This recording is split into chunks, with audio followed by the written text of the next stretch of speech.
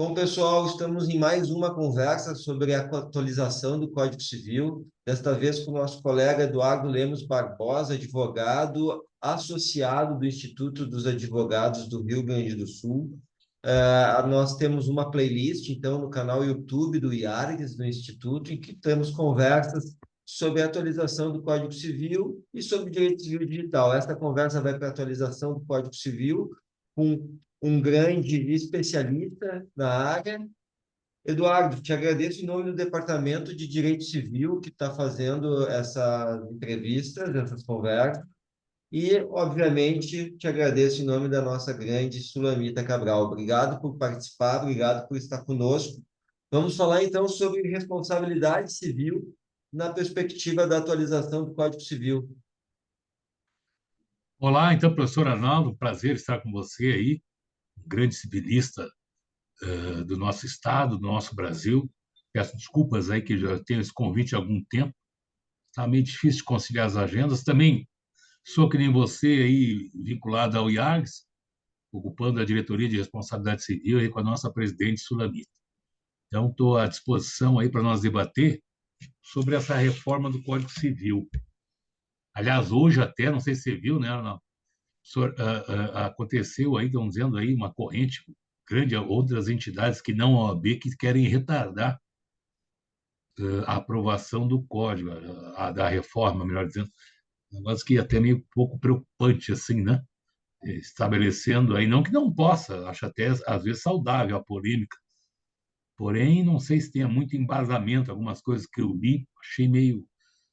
Entende? Então, não sei, talvez ainda se estenda bastante. E esse ano, eu acho que dificilmente alguma coisa vai ser aprovada esse ano. Eu acho que vai passar essa legislatura nacional, pelo É, menos aí, né? E realmente, né, tem eu acho que aquela discussão, né? O código presente, o código que é atual, ele foi feito por um jurista coordenou outros juristas, mas poucos juristas, em um espaço de tempo consideravelmente grande. E dessa vez foi o contrário, foram muitos juristas num espaço pequeno.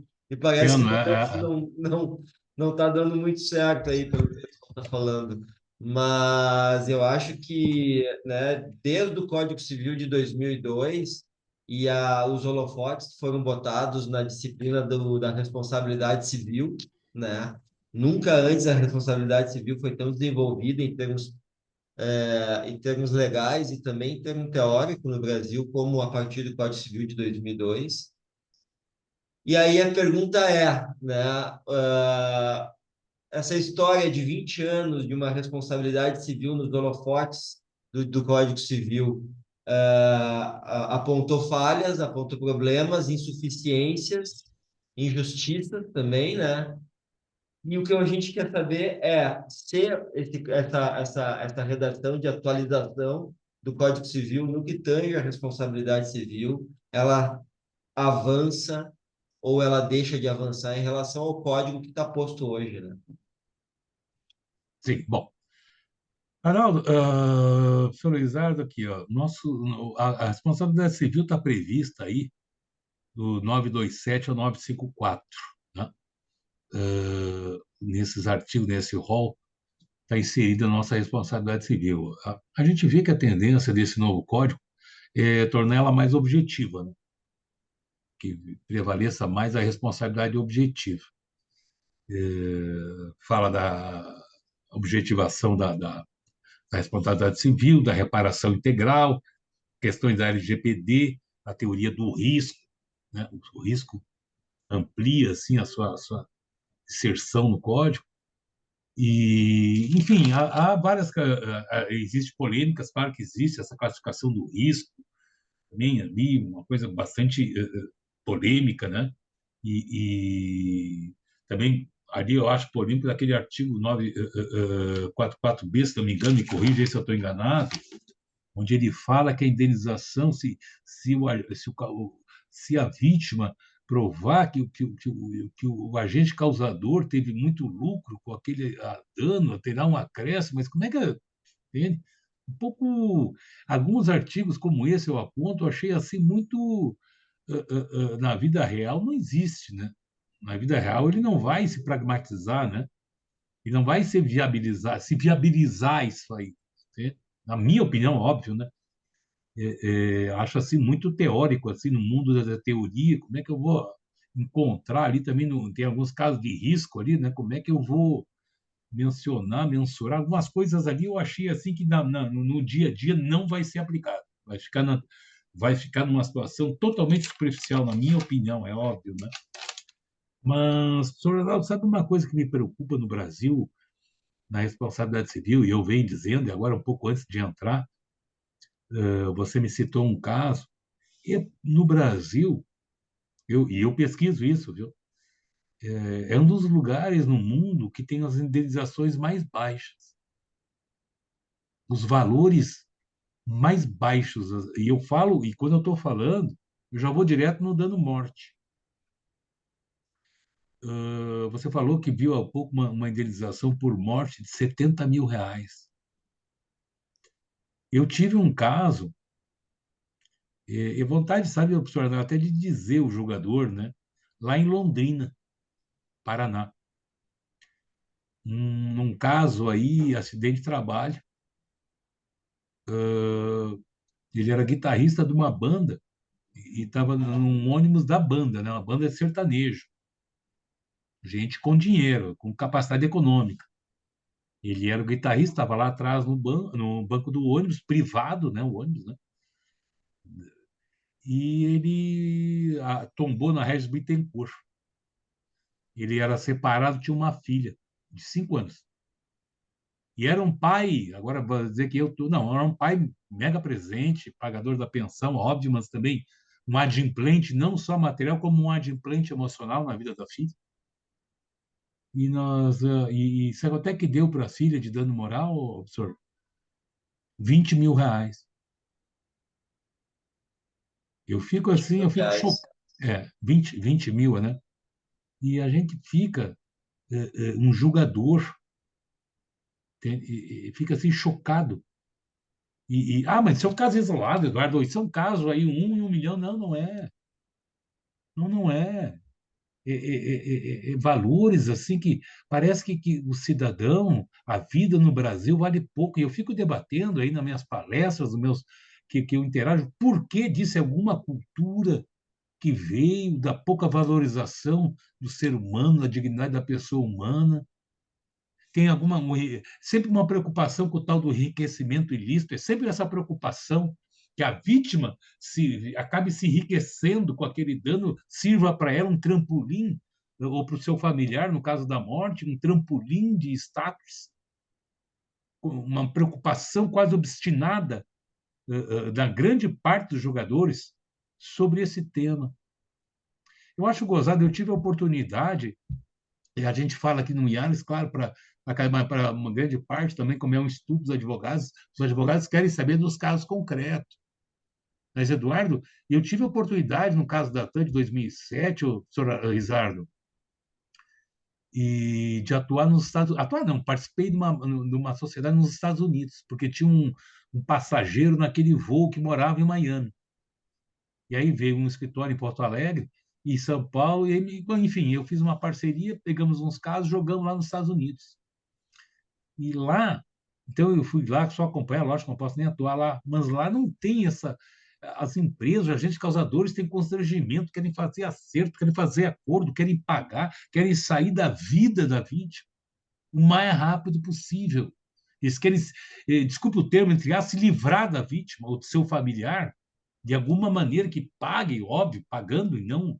E finalizando aquela situação de tanto por se sentirem constrangidos. E eu vejo que aqui no Brasil não, o agente causador, ele é o contrário, ele provoca o alongamento do processo, ele provoca a procrastinação do processo, tornando a balança entre a vítima e a sua família, que destruída por conta do acidente, digamos agora o fator morte, seja ele qual for, aéreo, o acidente de trabalho, o acidente de consumo, ela numa balança sofrendo, muitas vezes com o provedor ausente, já vista a sua morte, e do outro lado a empresa, o agente causador vivendo a vida igual. A vida para ele nada muda. Levam anos um processo, na média. Hoje, no Brasil, a média, professor Rizardo, dos processos é 4,8 meses. 4 anos, ponto 8. Nós somos hoje 82 milhões de processos, segundo o CNJ, Justiça em Números. Só consultar o site. Já fomos até 100 milhões, é verdade. Diminuiu? Sim, diminuiu. Mas agora você está falando da responsabilidade civil, a gente está conversando da responsabilidade civil, aí é um dos assuntos mais demandados. É um dos assuntos mais demandados, ali, se não me engano, no cível, que é 60%, 70% desses 80 milhões é da área cível, a responsabilidade civil, dano moral, está entre o terceiro assunto mais demandado. E aí a gente vê essas questões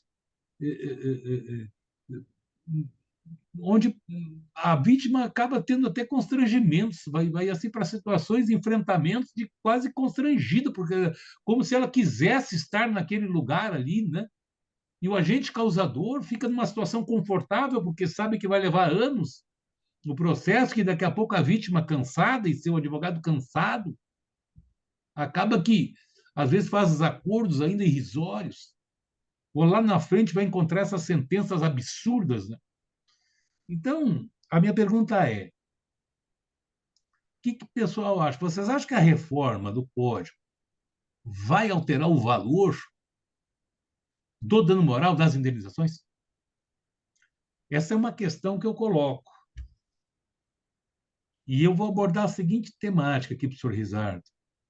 O senhor que é um notório civilista aí, e essa questão é bem polêmica que eu vou abordar agora. Eu sou presido da Comissão Nacional de Responsabilidade Civil, né? O Tartucci, por exemplo, que é o relator da reforma, da Comissão da Reforma, é meu secretário-geral lá na comissão. Então, nós tivemos ali, aliás, grande vantagem nesse sentido, que a gente teve acesso a informações. A comissão mesmo fez propostas de alterações, duas, que eu vou falar a partir de agora. Então, se me permitem, eu vou focar um pouco mais nessas quantificação do dano moral. Até porque essa outra reforminha ruim, que vai cair no civil, não sei se muita gente sabe disso, quer dizer, sabe que tem o 292, quinto do Código de Processo, que exige que o advogado coloque o valor do dano moral na inicial. Exige, né, isso não tinha a ver com a reforma de 15, entrando em vigor em 16, essa obrigatoriedade do advogado, do autor, colocar o valor do dano moral. Num exemplo que eu podia dar em números, todo mundo sabe que o dano moral não é subjetivo, não existe consenso. Até, é óbvio, não existe nem a tabela, tinha uma tabela na Justiça do Trabalho da reforma lá do Bolsonaro, caiu tudo, né? Aliás, é inconstitucional, até na lei da imprensa, antigamente. Mas que valor eu coloco? Vamos lá, nesse exemplo. Eu peguei aí, digamos que eu tenha pego aí um caso aí que o pai e a mãe perderam um filho, um filho num acidente aéreo. Aí, de dano moral, eu vou colocar o quê? É lógico que nenhum valor vai trazer ele de volta. Mas, pela lei, eu tenho que atribuir um valor. Que valor eu botaria? Não, Eduardo, mas tem que botar 1.000 salários, 500 salários mínimos, não. E a Você sucumbência? tem questões. Já começa com as custas. Se não tiver assistência judiciária gratuita, já vai ser uma paulada nas custas ali, né? Já começa nessa primeira visão. E agora? Tem uma cifra, se não tiver assistência judiciária gratuita, e gratuita aí é até quem ganha 4 salários mínimos, né? Para você garantir aí, basicamente, que vai ter a concessão disso, é até 4, mais ou menos 4. Estou dizendo em termos Brasil, né? Alguns lugares até menos, né? Ou alguns lugares até mais, perdão. Então, tem esse primeiro fator. O segundo, você falou agora. Tá aí, vem cá, Eduardo, tudo bem, eu botei nesse teu exemplo 500 salários mínimos. Para o pai, 500 salários mínimos para a mãe do filho que perdeu a vida lá no, digamos, lá no Voo e Paz. Ô, Eduardo, mas e se vier uma condenação? Claro, vai ser condenação, responsabilidade objetiva, com certeza. Porém, não vai levar 500, vai levar 300. E a diferença dos 200 SE, dos 200 salários mínimos, mas será que meus clientes vão ter que pagar 10% sobre a parte que decaiu? Não, aí eu digo assim, não. Tem uma súmula 326 do STJ que inviabiliza pagamento de honorários sucumbenciais em relação a dano moral. Tem a súmula 326, acho que quem fez o código não sabia disso, entende? Mas alguns julgados, eu já enfrentei julgados meus, inclusive, de me mandarem pagar honorários para a parte adversa e sobre o dano moral que eu decaí, no meu pedido. Aí tive que invocar a súmula 326, e assim a gente foi até o STJ numa discussão só sobre esse tema de uns quase 4 anos. Então, essa problemática que veio com o Código de Processo Civil, eu tenho uma boa notícia aqui para os advogados, que ela vai cair. Por quê? Porque agora não vai mais existir o dano moral. O dano moral virou dano extrapatrimonial. É. Então, eu falando, dialogando com o Tartuski, uma das propostas que eu fiz, mas Eduardo, mas como assim tu fez proposta para mudar o 292, mas sendo do CPC? Tá louco? A reforma do civil, sim, eu sei, mas teve algumas mudanças que se implicaram no CPC. Teve alguns artigos que foram jogados para o CPC, e esse era um. Como mudou a nomenclatura hoje, a partir da reforma, não vai mais existir o dano moral. O dano moral acabou. É dano extrapatrimonial. Então, na visão deles, que eu estou falando, deles juristas que conceberam, o 292.5 acabou. Não existe dano moral, então aquele artigo que está no CPC acabou. Ah, mas e a jurisprudência? A Pois é, jurisprudência. eu estou te colocando, digamos assim, no ambiente da comissão. Sim, Então, essa é a primeira informação e notícia, né? Boa, só quero ver se confirma. É que interessante. nem muito interessante. Bom, É que nem aquela coisa, aquela legislação que veio trazer a isenção de custas para os advogados, né? No início, nenhum juiz queria aplicar. É uma é, dificuldade que a gente nota dos aí, judiciários, né? na prática, consideraram inconstitucional, né? Aquele artigo, porque se deram, porque muita gente não sai na época, agora vai vir, já tem a lei federal, nosso presidente Leonardo Lamarca está lutando para ouvir a lei estadual, porque disseram, não, mas se tem isenção de custa para advogado, tem que ter isenção de custa para médico, profissional liberal também que entre na justiça, atrás de cobrança de honorários médicos de paciente que não pagou, também tem que ter isenção. E aí foi a polêmica que aí não vingou. Eu não sei, tem alguma. Parece que o pessoal parece que tem alguma coisa contra advogado, né? Parece que tem uma Parece. implicância, uma coisa assim que eu acho incrível. Mas a outra novidade em relação a isso, que eu queria colocar aqui, talvez muitos não saibam, é que agora vai ter. Deixa eu pegar aqui, porque está acabando quase a minha bateria aqui, viu, senhor Vai Arnaldo? tranquilo. E muita gente não sabe que é o seguinte, como eu falei, agora vai existir, entendeu? Vai ter o dano material, né? Que já existia, né? Que é o lucro cessante, danos emergentes, que é uma equação matemática, né?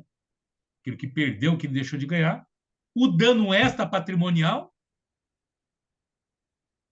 que é o dano moral, e a perda de uma chance.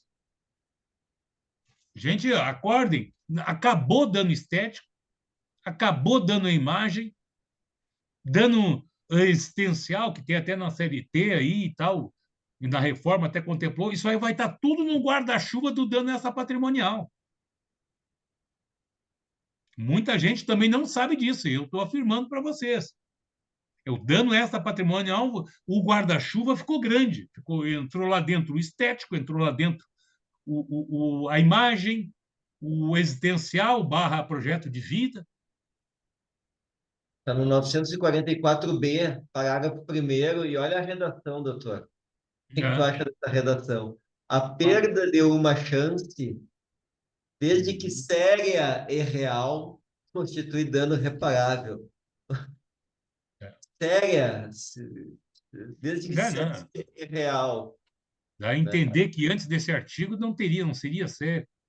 É, Então, dá a entender que a partir de agora só a séria. só Se antes séria, não, né? né? Antes estava valendo tudo. Então, mas então é 3 tipos de dano: material, o extra patrimonial, inserindo o estético, e a perda de uma De chance. uma chance. É os 3. Aí, Eduardo, mas o que tu acha, Eduardo? Mas isso que você quer dizer o que com isso? Que vai diminuir? Olha, eu vou dizer uma coisa, eu sou defensor de vítima. Eu sou defensor de vítima e só atuo para vítima, seja elas de que dano forem. Na minha opinião, isso foi ruim para as vítimas. Ah, mas por quê, Eduardo? Eu vou dizer na prática. Na minha opinião, né? Aquele que eu litigo aí há anos, né? No dia a dia das indenizações, eu diria assim, eu acho gozado, porque o dano estético, antes a gente conseguia, não é tão fácil, eu sei, mas conseguia uma quantificação para o dano estético, num caso, né, de uma lesão estética aí da forma, teve uma lesão e conseguiu um valor para o dano estético, um valor de dano moral. Agora ficou tudo num guarda-chuva embaixo. Será que na discricionalidade das decisões, isso aí de alguma maneira não vai diminuir? A sensação que eu tenho é que vai diminuir esse guarda-chuva amplo, embora eu sei que muitos não quantificavam esses danos, as etiquetas dos danos, né, que o nosso professor Eugênio Fachin, né, do nosso TJ, sempre defendeu as etiquetas. Aliás, ele é um apologista das etiquetas. E eu também sou. Eu gosto das etiquetas, porque generalizar, não, tem um dano, sim, de projeto de vida, lá do CRC, um escritor, doutrinador peruano, e claro que existe. Então, eu achava bem interessante as etiquetas, claro, tudo isso de acordo com o caso concreto. Agora, não. Agora, essa patrimonial joga lá tudo lá dentro. E depois a perda de uma chance. Na minha opinião, isso para as vítimas diminuiu, digamos assim, a possibilidade de oferir valores maiores. Essa é minha opinião, né? Como você falou agora há pouco, vai depender muito da jurisprudência. Mas, na minha opinião, eu tenho que falar antes, né? E na opinião de outros, como, por exemplo, o próprio Tartucci concorda comigo, ele também concorda que, na leitura para as vítimas, a exclusão da possibilidade de você quantificar os danos de forma isolada, em determinado caso concreto, não, diminui. A tendência é reduzir o valor. Então, essa é a grande questão, se esse código, de alguma maneira, vai auxiliar as vítimas nas questões indenizatórias, em termos de valores de dano moral, que já são tão baixos. Essa é a pergunta Para que eu mim, deixo. doutor, me parece que é uma.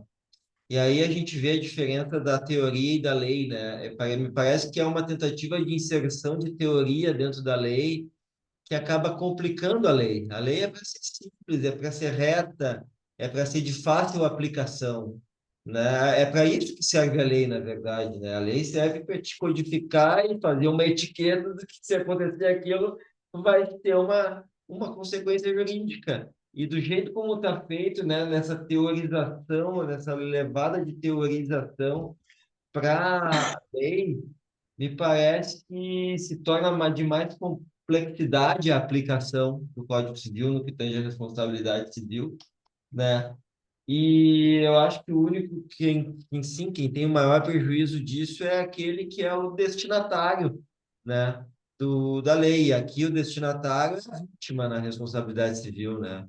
Então a gente complicando a legislação que leve a sua proteção, eu acho que é o que aconteceu aqui nesse Código Civil. Acho que nosso Código Civil de 2002 ele era mais objetivo, né? Ele é mais objetivo, desculpa, né? Ele ainda é mais objetivo e de uma aplicação mais fácil. E ainda vejo que, assim, olha, e a redação ainda, para mim, me faltou passar por uma grande revisão de redação, né? Não Ah, que tenha regras erradas de português ou de acentuação, ou de regras, enfim. Mas no sentido de congruência. Por exemplo, tu acabaste de falar que, em princípio, o dano moral dá lugar ao dano extrapatrimonial.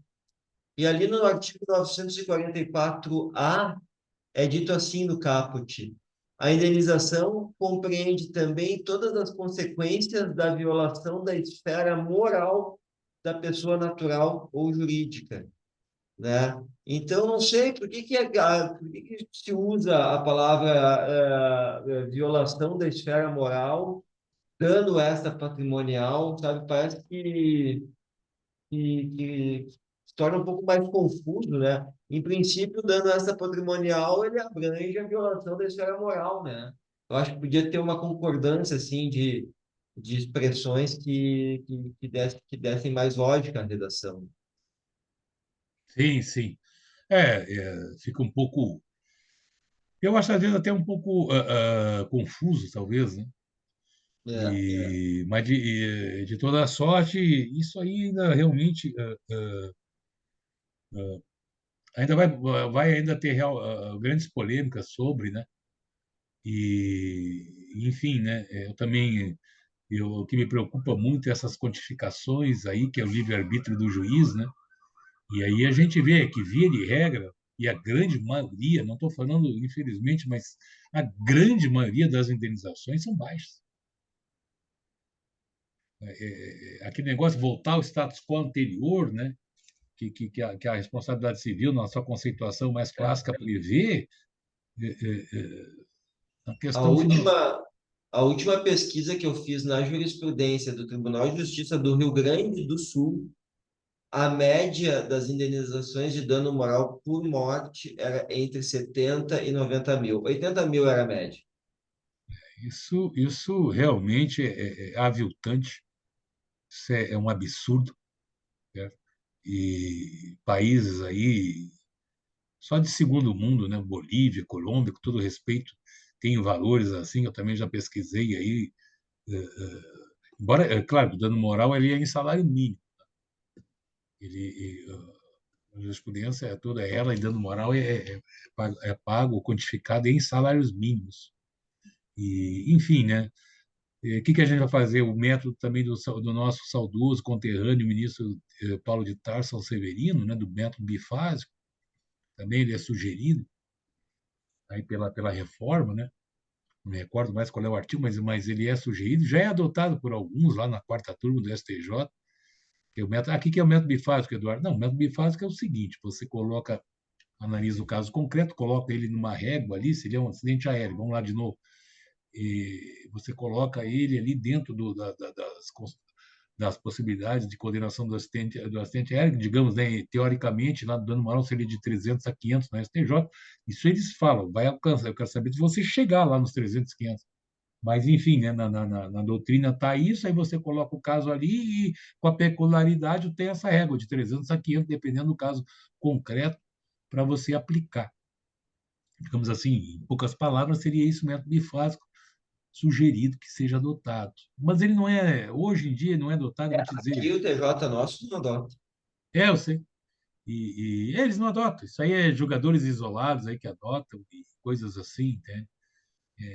Então, você vê, quando você falou dano por morte 70, aí daqui a pouco um influencer digital aí famoso tem uma postagem aí contra ele e ganha 150. Imagina, né? É uma total falta de congruência, né? Aí, não, mas ele é famoso, Eduardo. Isso aí não tem, não, mas não é esse indicador, esse fator aí de critério, não se atribui a isso, né? Daí tu pega um pesquisador, professor universitário, que tem diversas e diversas teorias, artigos e livros, só que não é instagramável, a indenização dele vai dar lá embaixo, porque afinal Vai de lá contas, embaixo. só a comunidade científica conhece ele, né? Exatamente. Então, claro que muitas coisas também estão nas mãos dos jogadores, né? A gente não pode também atribuir à codificação Ah, toda a mas aí, responsabilidade. O jogador no Brasil, ele tem várias questões aí, né? Que não é só atribuir a código, eles também, né, têm que construir. Aliás, por isso que eu defendo o Common Law, sabe, senhor Adalto? Eu não sei, a vida lá no Common Law ela é mais fácil. Eu acho pois a é. vida mais fácil, entende? A gente vê se a codificação adiantou o quê? Muitos jogadores aí, entende? Acaba que uma hora cega de codificação, mas no fim, no caso do dano moral, é livre-arbítrio do juiz. Então, só que os parâmetros, como já são baixos, é difícil. Apesar que em alguns casos eu já vi aí, também para ser honesto, o panorama não é tão horrível assim, eu já vi condenações serem elevadas. Em casos meus É, mas mesmo. é exceção, né, doutora? O Poder É, Judiciário brasileiro não gosta de dar indenização. não. Seja em qualquer seara, contratual, família, responsabilidade civil, o Poder Judiciário não gosta de indenizar as pessoas. Sejam os nossos honorários.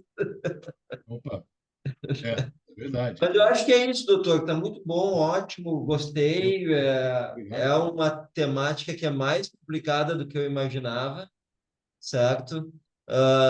Fica o convite aqui, se quiser vir trazer numa segunda oportunidade uma análise específica de algum artigo, já está convidado. Eu acho que é muito Muito importante. obrigado.